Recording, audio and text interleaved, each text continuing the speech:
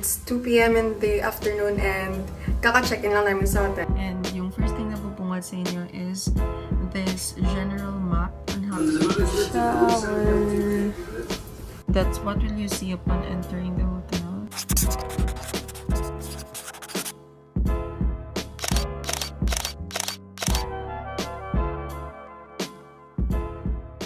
So guys, it's 2 p.m. in the afternoon and kaka-check-in lang namin sa hotel. And we're on the 12th floor, room 126. So, magro-room tour po tayo.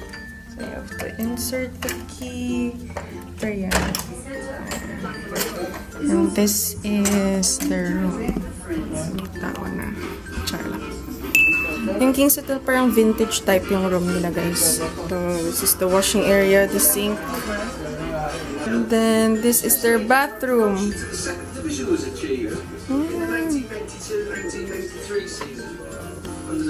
Shower. Yan. Yan. So, pag maliligo ka, guys, you have to close this. Yan, o.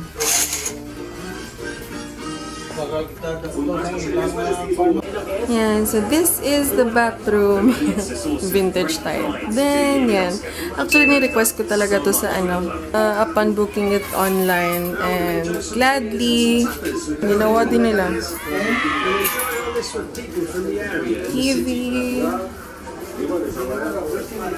And this is the remote sa aircon, mga besh. Mga switch. Yung struggle lang namin is ito, yung outlet nila. Iba kasi maglilendang sila sa inyo ng adapter na isa. So might as well kumuha kayo ng outlet na maraming USB pa. Yan guys, so I've opened the website of King's Hotel Hong Kong. Yan. And the first thing that you will see is this general map on how to get at the hotel. But to make the directions simple, all you have to do is turn right upon exiting the exit C of the Yau Ma Tei Station, and you have to walk until you reach this basketball court, and the hotel is just located at the back of the basketball court. The good thing about my hotel, guys, is it's just located in the heart of Nathan Road. And this is its exact address, 50 Temple Street, Yau Ma Tei Kowloon, Hong Kong. So as we all know, guys, Nathan Road is the golden mile of Hong Kong, in which there are a lot of night markets like the Temple Street Market, Ladies Market, Mongkok Market, just around the corner, guys, in which you can buy souvenirs as well.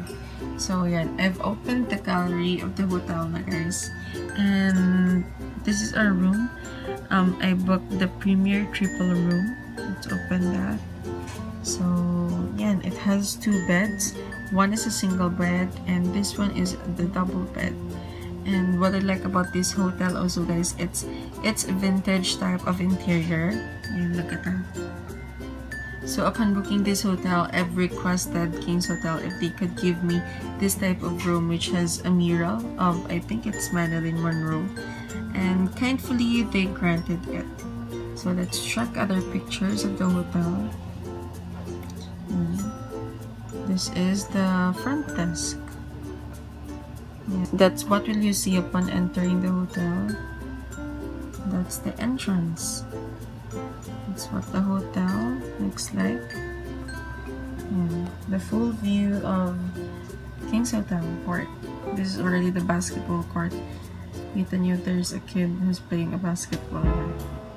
So yeah, that's my hotel, guys.